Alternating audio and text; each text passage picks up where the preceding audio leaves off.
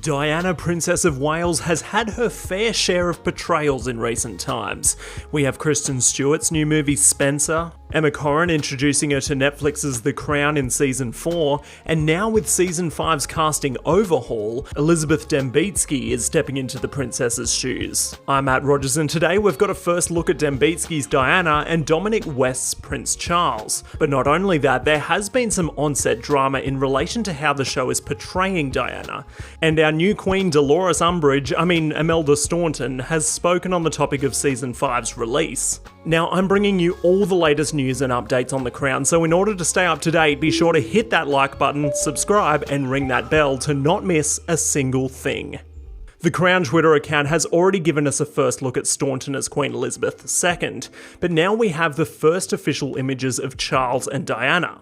There has been some debate over Dominic West's likeness to the real Prince Charles, and I must say it is kind of jarring after Josh O'Connor in seasons 3 and 4.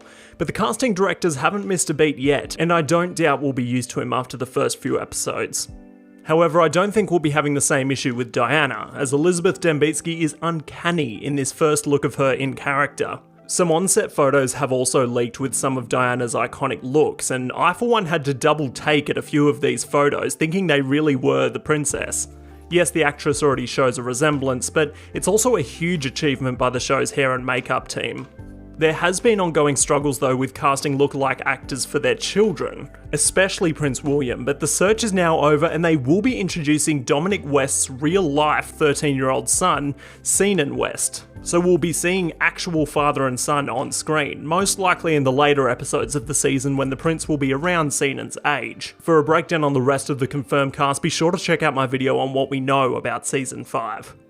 As we know, the events of Season 4 ended in the late 1980s, and reports say that we're likely to be covering events this season spanning from the 90s to the early 2000s, which was a dramatic time period for the royal family. The season will likely be covering the separation of Prince Andrew and Sarah Ferguson, Princess Anne and Mark Phillips, and of course Prince Charles and Princess Diana. At the same time, the royal family was also dealing with the fire at Windsor Castle, closely followed by the divorce of Diana and Charles, and then the tragic death of Princess Diana. But how the show is depicting Diana has caused some issues behind the scenes. The website Looper has reported that television producer and show consultant Jemima Khan has left the series' 5th season, citing concerns over the portrayal of Princess Diana, whom she was closely acquainted with when the Princess of Wales was alive. For those that don't know, to stay relatively historically accurate, the producers hire advisors to stay on track. It's arguable how true to life this show really is, with some representatives of the royal family rallying to have a disclaimer at the start of each episode to say it is just a dramatisation and not factual, but it's nice to see that they have, or at least had, some direction. It has been reported that Khan came to the realisation that the respect and compassion she hoped would be reflected on the show was not present.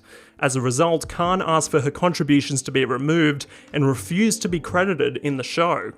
With The Crown already upsetting the real-life royal family, notably with Prince Philip's portrayal, it doesn't look like the royals will be too keen on this season either. But the show goes on, and in an official recent update from the new Queen herself, we now know when we will have our next instalment. But I'll let Her Majesty speak for herself. Hello, I'm Imelda Staunton, and I'm currently on the set of The Crown, where we have just begun filming Season 5. Hopefully I look calm, collected and capable. My stomach, meanwhile, is doing somersaults. On behalf of the cast and crew, we look forward to bringing you the next season of The Crown in November 2022. Well, there you have it. Unfortunately, we aren't getting a 2021 season as fans would hope for, but I don't think any of us are surprised. But what can we watch in the meantime to scratch that royal itch, you may ask? Well, I do have a few recommendations. The 2006 movie The Queen is covering approximately the same time period as Season 5 will, and get this, it was actually written by the creator of The Crown, Peter Morgan, so it's probably as close as you can get to what next season has to offer. Diana, in her own words, is a fantastic documentary that, as the title says, is told by the princess herself. And most recently, Pablo Larraín's Spencer with Kristen Stewart. This movie is yet to be released in Australia where I am, but if you've seen it, I'd love to hear what you think, so let me know. I'll be down there in the comments.